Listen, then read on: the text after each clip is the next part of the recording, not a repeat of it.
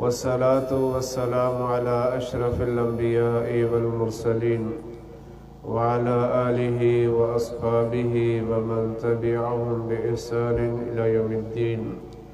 अम्मा बअद।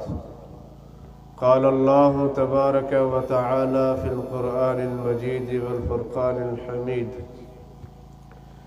इन्नमा यअमुरु मसाजिदल्लाहि मन आमन बिल्लाहि वल यौमिल आखिर व अक़ाम अस्सलात व आत अज़्ज़कात व लम यख्श इल्लल्लाह फ़असा उलाइक अन यकूनु मिनल मुहतदीन। अज़ीज़ दोस्तों, तमाम मुखां पहिरीं असांजी जमात जे जय्यद उलमा इकराम फ़ज़ीलत शेख मौलाना हाफ़िज़ मोहम्मद अनस काका हाफ़िज़हुल्लाह ऐं फ़ज़ीलत शेख मौलाना अब्दुल अज़ीज़ काका हाफ़िज़हुल्लाह ताला जो इंतहाई क़ीमती मुदल्लल ख़िताबात ॿुधी चुका आहिनि। मूंखे जेको उन्वान ॾिनो वियो आहे इंतिज़ामिया जी तरफ़ां, उहो उन्वान आहे मसाजिद जी फ़ज़ीलत ऐं अहमियत। पूरी दुनिया जी धरतीअ ते अल्लाह तबारक व तआला कुछ अहिड़ियूं जॻहियूं पैदा फरमायूं आहिनि जेके तमामु वॾी अहमियत ऐं फ़ज़ीलत रखनि थियूं। उन्हनि जॻहनि मंझां अल्लाह ताला जा घर मस्जिदूं आहिनि। मुस्नद अहमद में बि रिवायत आहे, रसूलुल्लाह सल्लल्लाहु अलैहि वसल्लम वटि यहूदनि जो हिकिड़ो वफ़द आयो ऐं उन्हनि मुख़्तलिफ़ सवालात कया। उन्हनि सवालनि मंझां हिकिड़ो सवाल इहो हुयो, ए अल्लाह जा नबी सल्लल्लाहु अलैहि वसल्लम, तव्हां असांखे अख़बिरना बि ख़ैरिल बिलादी, जेके हिन धरतीअ ते बहितरीन जॻहियूं आहिनि, उन्हनि जॻहियुनि जे हवाले सां असांखे ॿुधायो। उहे कहिड़ियूं भले में भलियूं जॻहियूं आहिनि ऐं हिन धरतीअ ते सभ खां जेके बदतरीन जॻहियूं आहिनि, उन्हनि जॻहियुनि जे हवाले सां असांखे ॿुधायो। रसूलुल्लाह सल्लल्लाहु अलैहि वसल्लम जिन फरमाइनि था, मूंखे हिन ॻाल्हि जो इल्मु कोन्हे त हिन धरतीअ ते बहितरीन जॻह कहिड़ी आहे ऐं बदतरीन जॻह कहिड़ी आहे। एसी ताईं जो आऊं जिब्राईल अलैहिस्सलातु वस्सलाम खां पुछी वठां। जिब्राईल अलैहिस्सलातु वस्सलाम अचनि था रसूलुल्लाह सल्लल्लाहु अलैहि वसल्लम जिन जिब्राईल अलैहिस्सलातु वस्सलाम जे साम्हूं इहो सवाल रखनि था, ए जिब्राईल, तूं ॿुधा हिन पूरी सरज़मीन ते भले में भली जॻह कहिड़ी आहे ऐं बुरे में बुरी जॻह कहिड़ी आहे। जिब्राईल अलैहिस्सलातु वस्सलाम जवाब ॾिए थो, ए मुहम्मद सल्लल्लाहु अलैहि वसल्लम, मूंखे बि हिन ॻाल्हि जो इल्मु कोन्हे त हिन धरतीअ ते भले में भली जॻह कहिड़ी आहे ऐं बुरे में बुरी जॻह कहिड़ी आहे। हत्ता साल रब्बी, एसी ताईं जो आऊं पंहिंजे अल्लाह खां पुछी वठां। जिब्राईल अलैहिस्सलातु वस्सलाम अल्लाह ताला खां सवाल कयो, ए अल्लाह, तुंहिंजी हिन धरतीअ ते भले में भली जॻह कहिड़ी आहे ऐं बुरे में बुरी जॻह कहिड़ी आहे। जिब्राईल अलैहिस्सलातु वस्सलाम खे अल्लाह सुब्हानहु व तआला पंहिंजे वेझो कयो।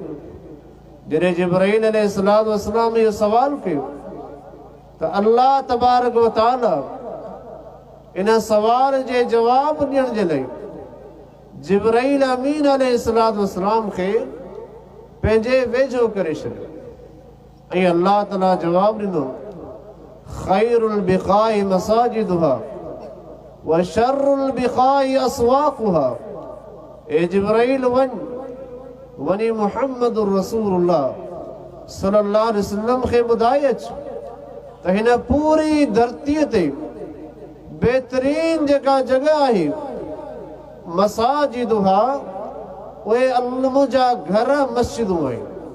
जेके मस्जिदूं ठहियल आहिनि अल्लाह जा घर तमीर थियल आहिनि इहे हिन धरतीअ ते बेहतरीन जॻहियूं आहिनि। वशरुल बिखाइ अस्वाकुहा ऐं हिन धरतीअ ते बदतरीन जॻहियूं बाज़ारूं आहिनि।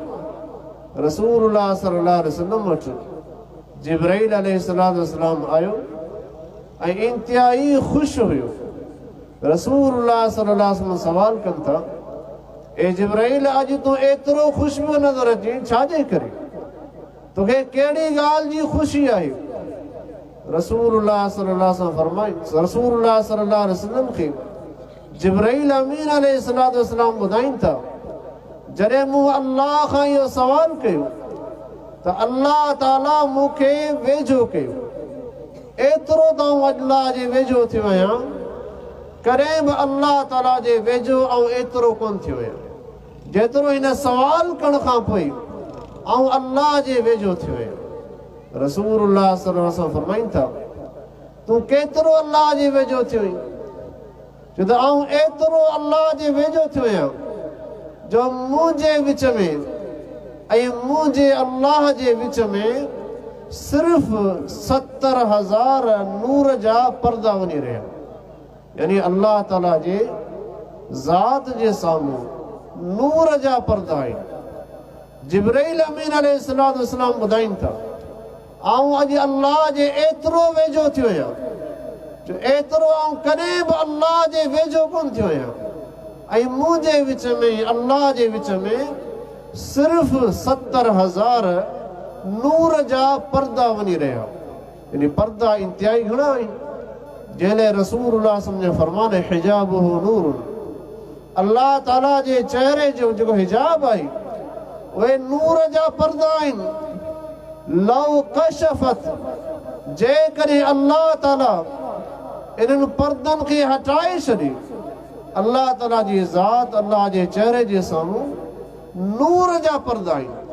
रसूलुल्लाह सल्लल्लाहु अलैहि वसल्लम फरमायो लौ कशफहा जेकॾहिं अल्लाह ताला इन्हनि पर्दनि खे हटाए छॾे लअहरक़त सुबहात वजहिही मंतहा इलैहि बसरु फरमायो जंहिं शइ ताईं अल्लाह जी डायरेक्ट निगाह पहुची वञे त उहा शइ सड़ी ख़तम थी वञे यानी अल्लाह ताला जे चेहरे जे विच में अल्लाह जे चेहरे जे साम्हूं नूर जा पर्दा आहिनि।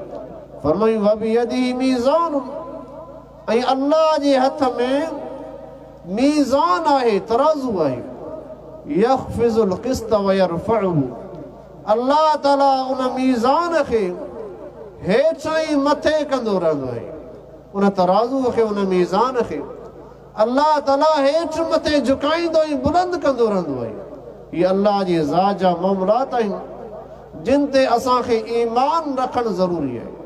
त छा मालूम थियो त हिन पूरी सरज़मीन ते भले में भली जॻह अल्लाह जा घर मस्जिदूं आहिनि। तव्हां अंदाज़ो लॻायो जेके बि पैगंबर आया सभिनी पैगंबरनि खे अल्लाह तबारक व तआला जो हुकुम थियल हुयो तव्हां मुंहिंजी इबादत जे लाइ को घर तामीर कयो। सभ खां पहिरियों पैगंबर जेको हिन धरतीअ ते आयो सय्यदुना आदम अलैहिस्सलाम हुयो। आदम अलैहिस्सलाम जेको असांजो वालिद आहे पूरी इंसानियत जो वालिद आहे सभ खां पहिरियों इंसान जंहिंखे अल्लाह तबारक व तआला हिन सरज़मीन मोकिलियो ऐं अम्मा हवा अलैहिस्सलाम खे अल्लाह ताला हिन सरज़मीन ते मोकिलियो त अल्लाह ताला ॿिन्ही खे हुकुम कयो त मुंहिंजी इबादत जे लाइ बैतुल्लाह खे तामीर कयो। हिन वक़्तु जेको मके मुकर्रमा में बैतुल्लाह मौजूद आहे इन बैतुल्लाह जी सभ खां पहिरीं तामीर करण वारो सय्यदुना आदम अलैहिस्सलाम आहे। रसूलुल्लाह सल्लल्लाहु अलैहि वसल्लम फरमायो फल आदम यहफिरु आदम अलैहिस्सलाम ज़मीन खे बुनियादनि खे खोटे रहियो आहे। वल हवाउ तनकुलु तुराब, ऐं आदम अलैहिस्सलाम सां गॾु उन जी घरवारी अम्मा हवा अलैहिस्सलाम उन बुनियादनि मज़ा मिटी ॿाहिरि कढी रही आहे। यानी घरवारो ऐं घरवारी ॿई इंसान दुनिया ते नाज़िल थिया आहिनि ऐं अल्लाह ताला जो हुकुम बि अची चुको त मुंहिंजी इबादत जे लाइ घर खे तामीर कयो, त बैतुल्लाह खे तामीर करे रहिया आहिनि। इन मां मालूम थियो त हर इंसान जे लाइ अल्लाह जे घर जो हुजणु ज़रूरी आहे, चाहे ॿ माण्हू बि छो न हुजनि। आदम अलैहिस्सलाम अकेलो, उन सां गॾु अम्मा हवा अलैहिस्सलाम। पोइ बि अल्लाह जो हुकुम थियो त तव्हां मुंहिंजे घर खे तामीर कयो। जेकॾहिं कंहिं इलाइक़े में ॿ माण्हू बि रहनि था त उन्हनि जे लाइ बि ज़रूरी आहे त अल्लाह जे घर खे ज़रूरु तामीर कयो। इहा मुस्लमान जी निशानी आहे। रसूलुल्लाह सल्लल्लाहु अलैहि वसल्लम जी घरवारी सईदा आयशा सिद्दीक़ा रज़ी अल्लाह तआला अन्हा चवंदी हुई, अमर रसूलुल्लाह सल्लल्लाहु अलैहि वसल्लम बिबिनाइल मसाजिद फिद्दूर। फरमायूं रसूलुल्लाह सल्लल्लाहु अलैहि वसल्लम हर महल्ले में मस्जिद ठाहिण जो हुकुम करे छॾियो। जेतिरा बि मदीने मुनव्वरा में महल्ला मौजूद हुआ, रसूलुल्लाह सल्लल्लाहु अलैहि वसल्लम जे ज़माने में सिर्फ़ मस्जिद नबवी मदीने में कोन हुई, ॿियूं मस्जिदूं मौजूद हुयूं। रसूलुल्लाह सल्लल्लाहु अलैहि वसल्लम जो हुकुम थी चुको हो त तव्हां पंहिंजे महल्ले में, पंहिंजे इलाइक़े में अल्लाह जे घर मस्जिद खे तामीर कयो। रसूलुल्लाह सल्लल्लाहु अलैहि वसल्लम जिन हिकिड़े ॾींहुं नमाज़ पढ़ाए फारिग थिया, साम्हूं ॾिठऊं त ॿ नौजवान वेठा आहिनि ऐं उन नमाज़ अदा कोन कई आहे, पाण में कचहरी करे रहिया आहिनि। रसूलुल्लाह सल्लल्लाहु अलैहि वसल्लम फरमाए इन्हनि खे वठी अचो। उन ॿिनि नौजवाननि खे आंदो वियो। रसूलुल्लाह सल्लल्लाहु अलैहि वसल्लम सवाल कनि था, अलस्तुमा बिमुस्लिमैन, छा तव्हां मुस्लमान कोन आहियो? चवनि था जी हा, ये अल्लाह जा रसूल असां मुस्लमान आहियूं, कलमो पढ़ी चुका आहियूं। फरमायूं पोइ तव्हां असां सां गॾु नमाज़ छो कोन पढ़ी आहे? असां नमाज़ पढ़ी हाणे फारिग थिया आहियूं ऐं तव्हां कचहरी करे रहिया आहियो, छा तव्हां मुस्लमान कोन आहियो? चवनि था असां पंहिंजे महल्ले जी मस्जिद में नमाज़ पढ़ी पोइ तव्हां वटि हाज़िर थिया आहियूं। रसूलुल्लाह सल्लल्लाहु अलैहि वसल्लम फरमायो, जेकॾहिं तव्हां पंहिंजे महल्ले जी मस्जिद में नमाज़ पढ़ी चुका आहियो ऐं उन जे बावजूदि तव्हां मस्जिद में पहुची वञो ऐं नमाज़ हली रही हुजे त तव्हांजे मथां ज़रूरी आहे त उन जमात सां मिली नमाज़ खे अदा कयो। यानी इन हदीस मां छा मालूम थियो त रसूलुल्लाह सल्लल्लाहु अलैहि वसल्लम जे ज़माने में मदीने तय्यबा में ॿियूं मस्जिदूं मौजूद हुयूं जंहिंमें सहाबा किराम नमाज़ पढ़ंदा हुया। इन जो ॿियो दलील सईदुना मुआज़ बिन जबल रज़ी अल्लाह तआला अन्हु जो वाक़ियो आहे। मुआज़ बिन जबल रज़ी अल्लाह तआला अन्हु रसूलुल्लाह सल्लल्लाहु अलैहि वसल्लम जे पुठियां इशा जी नमाज़ अदा करे पोइ पंहिंजे महल्ले में वञी नमाज़ पढ़ाईंदो हुयो। हिकिड़े राति नमाज़ पढ़ाई, सूरे बक़रा जी तिलावत कई। सूर बक़रा इंतिहाई डिघी सूरत आहे। नमाज़ विग में हिकिड़ो सहाबी जेको सॼो ॾींहुं महिनत कश इंसान, मज़दूरी करण वारो, नमाज़ में दाख़िल थियो। मुआज़ बिन जबल रज़ी अल्लाह तआला अन्हु सूरे बक़रा जी तिलावत करे रहियो आहे। नमाज़ डिघी थी वई, उहो अधु मां नमाज़ टोड़े ॿाहिरि अङण में पंहिंजी नमाज़ अदा करे घर में रवानो थियो। मुआज़ बिन जबल रज़ी अल्लाह तआला अन्हु रसूलुल्लाह सल्लल्लाहु अलैहि वसल्लम खे ॿुधायो, ये अल्लाह जा नबी फलाणे माण्हू हीअ हरकत कई आहे, आउं नमाज़ पढ़ाए रहियो हुअसि, मुंहिंजी नमाज़ जे दौरान सफ़ मां निकिरी नमाज़ खे टोड़े अङण में नमाज़ अदा करे रवानो थी वियो। रसूलुल्लाह सल्लल्लाहु अलैहि वसल्लम सहाबी खे घुराइनि था, फरमाईंदा अल्लाह जा माना ये हरकत तो छो कई? तो मुआज़ बिन जबल रज़ी अल्लाह तआला अन्हु जे पुठियां पंहिंजी नमाज़ मुकम्मल छो न कई? उहो सहाबी चवंदे अल्लाह जा नबी मामलो ई आहे, आउं सॼो ॾींहुं महिनत कंदो आहियां, मज़दूरी कंदो आहियां, थकिजी टुटी पवां थो, मुआज़ बिन जबल रज़ियल्लाहु ताला तव्हांजे पुठियां इशा नमाज़ पढ़ी पोइ असां वटि ईंदो आहे। इंतिहाई देरि थी वेंदी आहे ऐं देरि सां असांखे नमाज़ पढ़ाए थो। ऐं मुआज़ बिन जबल रज़ियल्लाहु ताला नमाज़ में सूरे बकर जी तिलावत करे रहियो। इंतिहाई ॾिघी नमाज़ हुई जेका आऊं बर्दाश्त करे न सघियसि। इन जे करे मूं नमाज़ टोड़ी ऐं पंहिंजी नमाज़ अदा करे घर में रवानो थी वियुसि। रसूलुल्लाह सल्लल्लाहु अलैहि वसल्लम मुआज़ बिन जबल रज़ियल्लाहु ताला अन्हु खे फरमाइनि था, अफ़त्तानुन अंत या मुआज़, ए मुआज़ छा तूं फितनेबाज़ माण्हू आहीं? माण्हुनि खे फितने में पियो दाख़िल करणु चाहीं।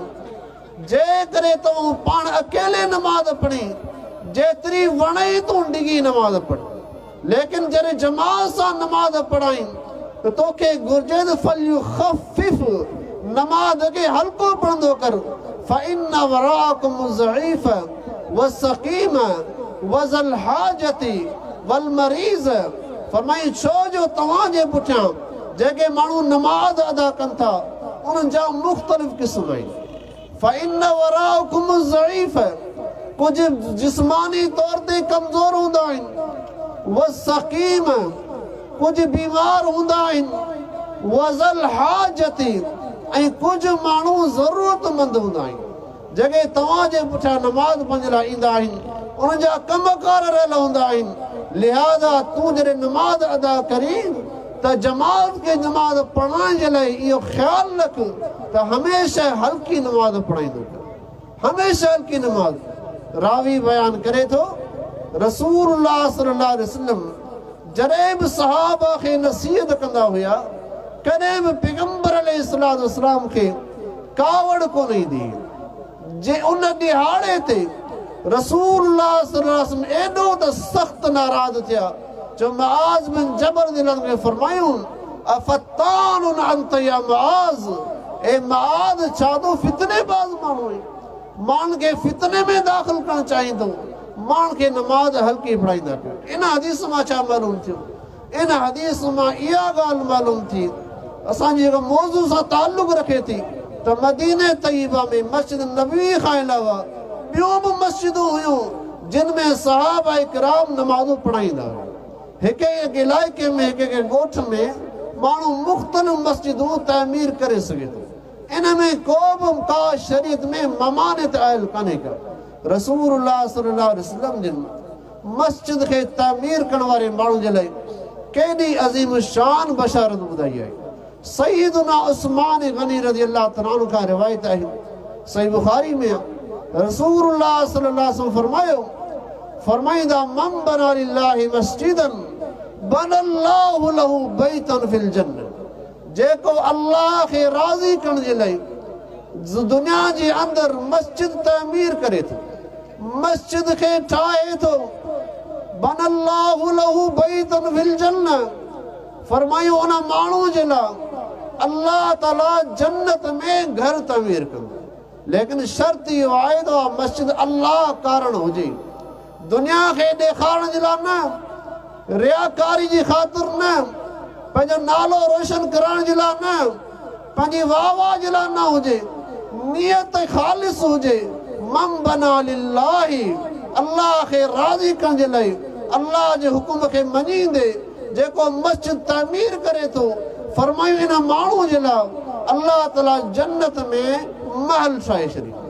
ॿी रिवायत सुन तबरानी जा लफ़्ज़ आहिनि, फरमाई वलाउ का मफ़हसी क़तात, फरमाई जेकॾहिं माण्हूअ खे पूरी मस्जिद ठाहिण जी ताक़त कान्हे, हिकिड़ो आखेरे जेतिरी ताक़त आहे।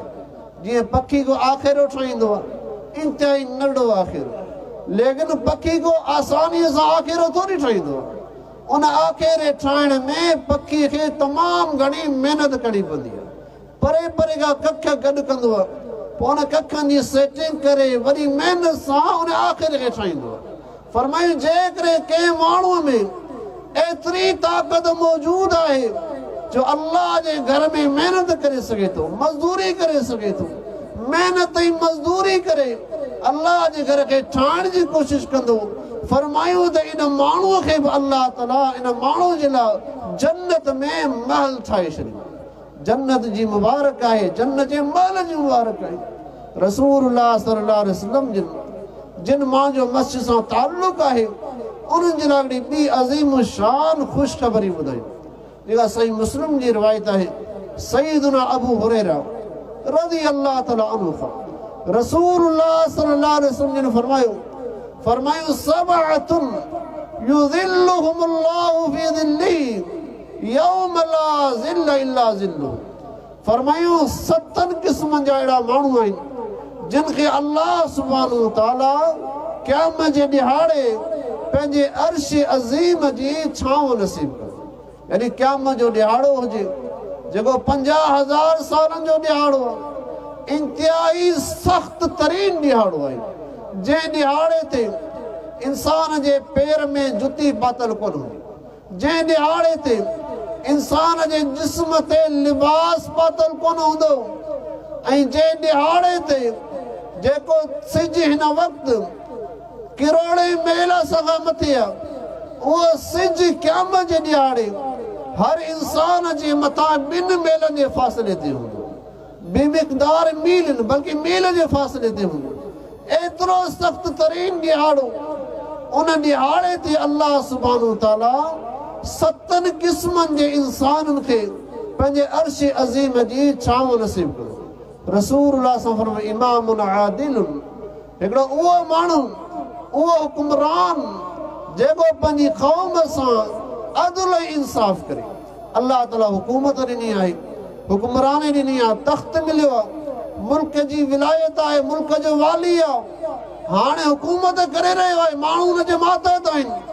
जंहिं करे पंहिंजी क़ौम सां अदल ऐं इंसाफ़ कंदो, पंहिंजी क़ौम सां उन जे हक़नि खे अदा करण जी कोशिशि कंदो, ख़ैर ख़वाही कंदो, त अल्लाह ताला उन आदिल हुक्मरान खे जन्नत क़यामत जे ॾिहाड़े अर्श अज़ीम जी छांव नसीब कंदो।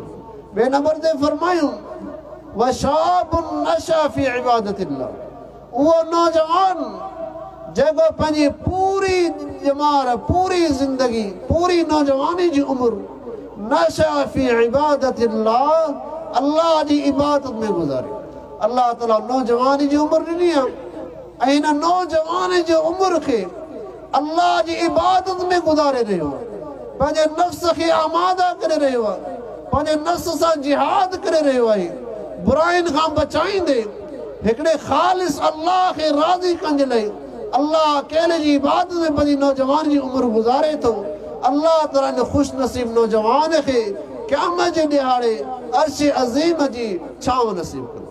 3 नंबर ते फरमायूं वरजुलुन क़ल्बुहु मुअल्लक़ुन फिल मसाजिद, फरमायूं उहो माण्हू जंहिंजी दिलि मस्जिदनि सां जुड़ियल हुजे, मस्जिद सां उनखे मोहबत हुजे, मस्जिद सां ताल्लुक हुजे, मस्जिद में बार बार ईंदो हुजे ऐं मस्जिद जो ख़्यालु रखंदड़ हुजे ऐं मस्जिद में अची अल्लाह जी इबादत करण वारो हुजे।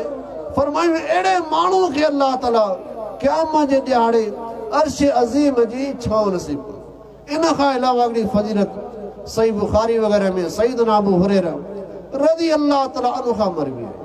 अबू हुरैरा रज़ियल्लाहु तआला चवे थो रसूलुल्लाह सल्लल्लाहु अलैहि वसल्लम ने फरमायो मन गदा मिनकुम इलल मस्जिद औ राह अअद्दल्लाहु लहू नुज़ुलन कुल्लमा गदा औ राह।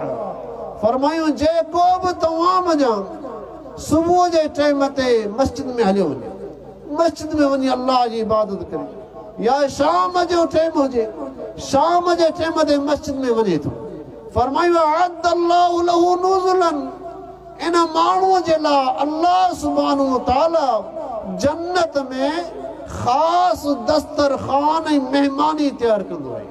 जन्नत जी महिमानी का मामूली महिमानी आहे। जंहिं करे असांखे दुनिया में को माण्हू का दावत ॾे, जंहिं करे उहो माण्हू वॾे उहिदे ते हुजे, वॾे पोस्ट ते हुजे, असांखे केॾी ख़ुशी थींदी आहे। मिसाल जे तौर ते असां जहिड़नि मिसकीननि माण्हुनि खे को वज़ीर आला पंहिंजी दावत में घुराए, असांखे केॾी ख़ुशी थींदी यार अॼु वज़ीर आला जी दावत।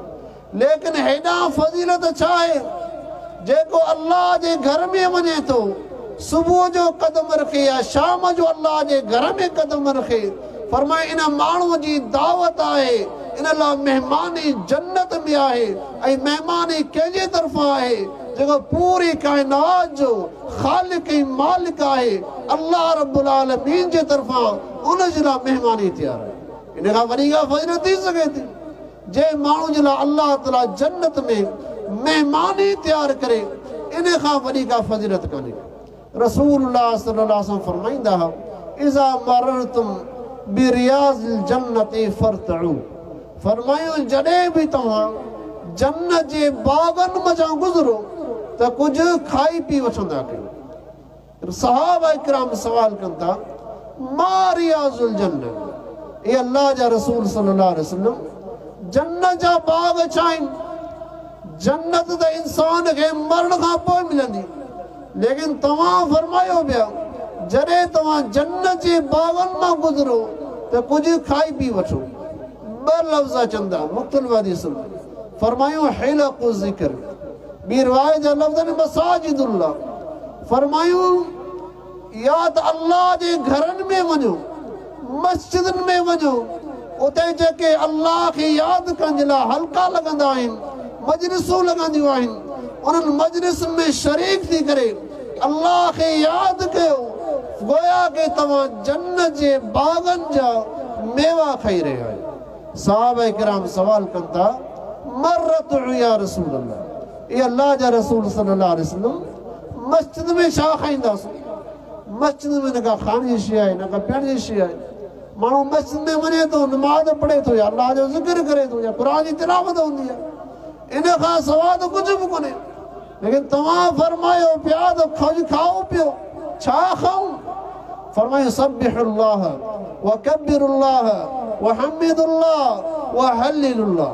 फरमाई जॾहिं तव्हां मस्जिद में वञो त अल्लाह जो ज़िक्र कंदा कयो, सुभान अल्लाह चओ, अल्हम्दुलिल्लाह चओ, अल्लाहु अकबर चओ, ला इलाहा इल्लल्लाह चओ, गोया के तव्हां जन्नत जा मेवा पिया खाओ।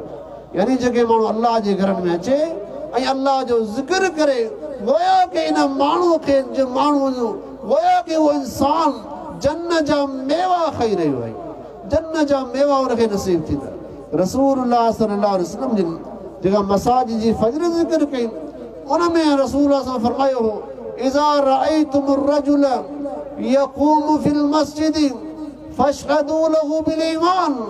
फरमायो जॾहिं बि कंहिं माण्हू खे तव्हां ॾिसो जेको मस्जिद में अची रहियो आहे, मस्जिद में बार बार अचे पियो, मस्जिद जा सां जी मोहब्बत आहे, फशहदू लहू बिल ईमान, उन माण्हू जे लाइ तव्हां शाहिदी ॾियो, गवाही ॾियो हिन माण्हू जे दिलि में ईमान मौजूदु आहे। यानी जेके माण्हू मस्जिद में अचनि था अल्लाह जी इबादत जे लाइ अचनि था, फरमायूं तव्हां उन जे लाइ शाहिदी ॾेई सघो था त हिननि माण्हू जे दिलि में ईमान मौजूदु आहे, जेको ईमान उन्हनि खे अल्लाह जे घरनि में वठी आयो आहे। जेके माण्हू मस्जिद में नथा अचनि, मस्जिद खां परे रहनि था, उन्हनि माण्हुनि जे लाइ असां गवाही नथा ॾेई सघूं। उन्हनि जे दिलि में ईमान आहे या कोन्हे अल्लाह ई ॼाणे थो, लेकिन जेके मस्जिदनि में अचण वारा आहिनि उन्हनि जे लाइ असां इहा गवाही ॾेई सघूं था त इन्हनि जे दिलनि में ईमान ज़रूरु आहे, जेको ईमान उन्हनि खे अल्लाह जे घरनि में वठी अचे पियो। रसूलुल्लाह सल्लल्लाहु अलैहि वसल्लम फरमायो उरिज़त अलैया उजूर उम्मती। फरमाए हिकिड़े ॾींहुं जिब्राईल अलैहिस्सलातु वस्सलाम मूं वटि मुंहिंजी उम्मत जा आमाल नामा खणी आयो, मुंहिंजी उम्मत जा आमाल नामा खणी पेश कया। फरअयतु फीहा अमलन, फरमाई उन आमाल नामनि में मूं हिकिड़ो अमल ॾिठो, नेकी ॾिठी। यानी अल्लाह ताला बाने जी हर नेकीअ जो क़दुरु कंदो आहे, अल्लाह ताला वटि हर नेकी जो क़दुरु आहे। असां मामूली नेकियुनि खे तवजो ई कोन ॾींदा आहियूं, हालांकि अल्लाह ताला मामूली नेकी बि इंसान जी ज़ाया कोन थो करे। अल्लाह ताला खे क़दुरु आहे इन्नल्लाह ला युज़ीउ ईमानकुम, जीअं अल्लाह ताला क़ुर मजीद में फरमाए थो जॾहिं बैतुल्लाह ॾे मुंहुं करण जो हुकुम मिलियो, सहाबा किराम जेके नमाज़ूं बैतुल मुक़द्दस ॾे मुंहुं करे पढ़ियूं हुयूं त सहाबा किराम जे दिलि में हिकिड़ो ख़ौफ़ महसूसु थियो, डपु महसूसु थियो त जेके नमाज़ूं असां बैतुल मुक़द्दस ॾे मुंहुं करे पढ़ियूं उहे नमाज़ूं अल्लाह वटि क़बूल पयूं या कोन पयूं। उहे शायदि ज़ाय थी वई। अल्लाह ताला क़ुरान मजीद जी आयत मोकिली, इन्नल्लाह ला युज़ीउ ईमानकुम, अल्लाह ताला तव्हांजे अमलनि खे कॾहिं बि ज़ाया कोन कंदो। तव्हांजे नेकियुनि जो अल्लाह वटि क़दुरु आहे, हर नेकी जो अल्लाह वटि क़दुरु आहे। तॾहिं त रसूल असां फरमाईंदा ला तहक़िरन्न मिनल मअरूफ़ि शैअ, फरमायूं कंहिं बि नेकीअ खे तव्हां घटि न सम्झो, हल्को न सम्झो, मामूली न सम्झो। चाहे नेकी नंढी हुजे तव्हांजी नज़रुनि में या वॾी हुजे, लेकिन उनखे नेकी सम्झी करण जी कोशिशि कंदा कयो, उनखे मामूली न सम्झो। फरमाए जिब्राईल अमीन अलैहिस्सलाम जॾहिं आमालनामा खणी पेश थियो, मूं पंहिंजी उम्मत जे आमालनामनि में हिकिड़ो अमल ॾिठो, रअयतुल क़ज़ातन युख़रिजु हर रजुल मिनल मस्जिद, फरमायो मूं उन अमलनि मां या नेकी ॾिठी त हिकिड़ो माण्हू मस्जिद मञां रअयतु क़ज़ातन, हिकिड़ो कख खणी ॿाहिरि उछलाए थो। मस्जिद मञां मामूली को किचरो आहे, का मामूली का गंदगी आहे, का कख वग़ैरह आहे, मस्जिद में वो मामूली कख खणी ॿाहिरि उछलाए थो। फरमाए इहो अमल बि मुंहिंजी उम्मत जे आमालनामे में लिखियो वियो आहे। अल्लाह ताला इन नेकी खे बि ज़ाया कोन थो करे।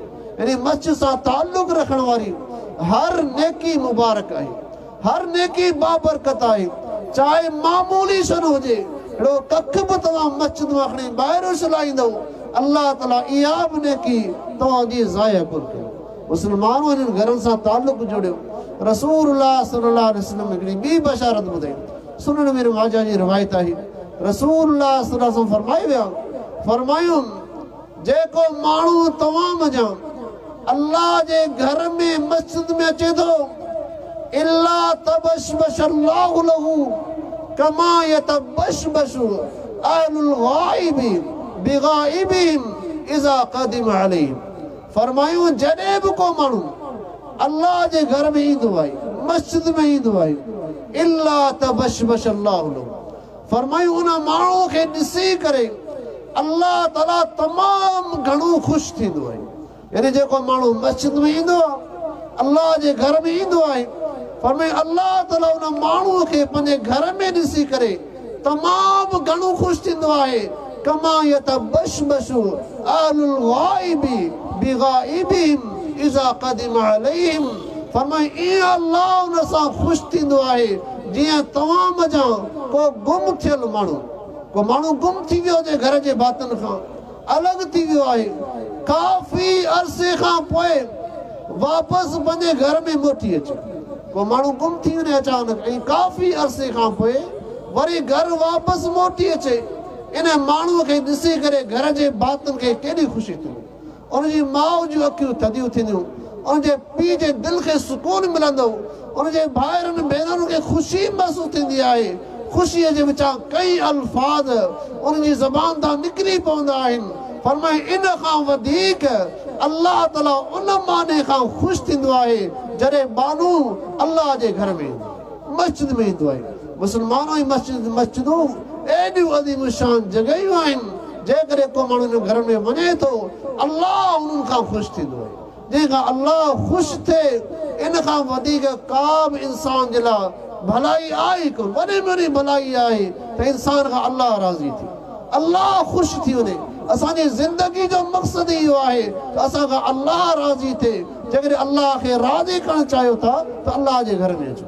ॿी फज़ीलत रसूलुल्लाह सां फरमायो, फरमाई जेको माण्हू मस्जिद में ईंदो आहे, फरमाईंदा फहुव ज़ाइरुल्लाह, फरमायो अल्लाह जो मेहमान आहे, अल्लाह जो मेहमान आहे। फहक़्क़ुन अलल मज़ूरी अन युक्रिम ज़ाइरहु, फरमाई जेको अल्लाह जो मेहमान थी करे अल्लाह जे घर में आयो आहे, हाणे अल्लाह जे मथां बि हक़ आहे त अल्लाह पंहिंजे मेहमान जी इज़त करे, पंहिंजे मेहमान जी इज़त करे। अल्लाह ताला कहिड़ी इज़त कंदो आहे? जन्नत जूं महिमानियूं, जन्नत जा बाग, अल्लाह जी रज़ामती ऐं क़यामत जे ॾिहाड़े अर्श अज़ीम जी छांव। हीअ अज़ीम शान भलायूं इंसान खे मिलनि थियूं अल्लाह जे घर सां ताल्लुक़ क़ाइमु करण में। अॼु असां अल्लाह जे घर में फितना कंदा आहियूं, फसाद कंदा आहियूं। न, मुस्लमानों अल्लाह जे घर में फितना न कयो। अल्लाह जे घर में फसाद न फैलायो, अल्लाह जे घर के फितने जो शिकार न बनायो। अल्लाह जा घर आहिनि, अमन जा घर आहिनि, सलामती जा घर आहिनि, अल्लाह खे राज़ी कंजरा ठाहे विया आहिनि। हिननि खे अमन ऐं सलामती जो गहवारो बनायो। हे जेको साम्हूं अल्लाह जो घर तामीर थी रहियो आहे, हिन ॻोठ वारनि जे लाइ मुबारक आहे। बिहम्दिल्लाह इहो घर अहलुल हदीस जी तरफ़ां थी रहियो आहे। अहल हदीस जो ताउन आहे, अहल हदीस जो ताउन सां हीउ अल्लाह जो घर तामीर थिए पियो, गोया कि अहल हदीस जो मर्कज़ आहे। अल्लाह ताला इंशाअल्लाह हिन घर खे अहलुल हदीस जो मर्कज़ बनाईंदो। हिन अल्लाह जे घर मां तव्हांखे क़ुरान ऐं सुन्नत जो पैगाम मिलंदो। अहल हदीस जी दावत छा आहे? अहल हदीस जी दावत क़ुरान जी दावत आहे, सुन्नत जी दावत आहे। मुसलमानों हिननि घरनि खे अमन जो सबबु बनायो, सुकून जो सबबु बनायो, हिन में फितना न फैलायो, पाण में ॿाहिरि थी करे रहो, हिक ॿिए सां मोहबतूं कयो। हिननि अल्लाह जे घर में असां ईंदा आहियूं, पेर सां मिलाए वेंदा आहियूं, कुल्हे सां मिलाए वेंदा आहियूं। इहो छा आहे? गोया कि अल्लाह जो घर असांखे तालीम ॾेई रहियो आहे, तरबियत करे रहियो आहे। जीअं तव्हां मस्जिद में अचो था, पेर सां मिलाए बीहो था, कुल्हे सां मिलाए बीहो था। चाहे तव्हांजो ताल्लुक हेठे तबिके सां हुजे, मथे तबिके सां हुजे, चाहे ग़रीब हुजो, चाहे अमीर हुजो, हिकिड़ी सफ़ में बीठा आहियो, पेर सां मिलियल आहे, कुल्हे सां मिलियल आहे। अल्लाह जी नज़र में तव्हां सभु बराबरि आहियो, अल्लाह जे नज़रुनि में बराबरि आहियो। हाणे तव्हांजूं दिलियूं जेसीं ताईं पाण में न मिलंदियूं, तेसीं ताईं अल्लाह जी रज़ामंदी तव्हांखे हासिल कोन थींदी। रसूलुल्लाह सल्लल्लाहु अलैहि वसल्लम सहाबा जी इहा ई तरबियत कंदा हुआ। फरमाईंदा जॾहिं तव्हां नमाज़ जे लाइ मस्जिद में अचो, पेर सां कुल्हे सां मिलाए वेंदा कयो। जेकर ईअं न कंदो फ़ख्तलिफ़ क़ुलूबुकुम, पोइ तव्हांजी दिलनि में दुश्मनियूं पैदा थियूं, तव्हांजे दिलनि में दुश्मनियूं हूंदियूं, अदावतूं हूंदियूं।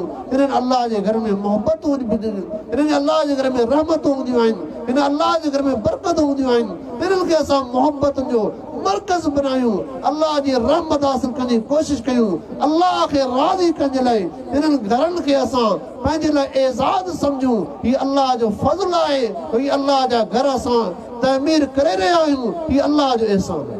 अल्लाह ताला इहा तौफ़ीक़ ॾिनी आहे, असां हिन जे लाइक़ कोन आहियूं, लेकिन हीउ अल्लाह जो एहसान आहे जो अल्लाह ताला ही भलाई जा कम वठी रहियो आहे। शाल अल्लाह ताला असां सभिनी दिलनि में इख़लास पैदा फरमाए ऐं सभिनी खे हिननि घरनि सां मोहबत करण जी तौफ़ीक़ अता फरमाए। हीउ मस्जिदूं अल्लाह जा घर आहिनि, हिन में बार अचूं, बार अल्लाह खे राज़ी करण जे लाइ, दुआऊं घुरण जे लाइ, नमाज़ूं पढ़ण जे लाइ, तिलावतूं करण जे लाइ, सजदा ऐं रुकू करण जे लाइ अल्लाह जे घर में अची करे ही जेके बि इनाम आहिनि उनखे हासिल करण जी कोशिशि कयूं। अल्लाह ताला असां सभिनी खे पाण में मोहबत करण जी तौफ़ीक़ अता फरमाए ऐं अल्लाह जे घरनि खे मोहबत सां क़ाइम आबाद करण जी तौफ़ीक़ अता फरमाए। अक़ूलु क़ौली हाज़ा व आख़िरु दअवाना अनिल हम्दुलिल्लाहि रब्बिल आलमीन।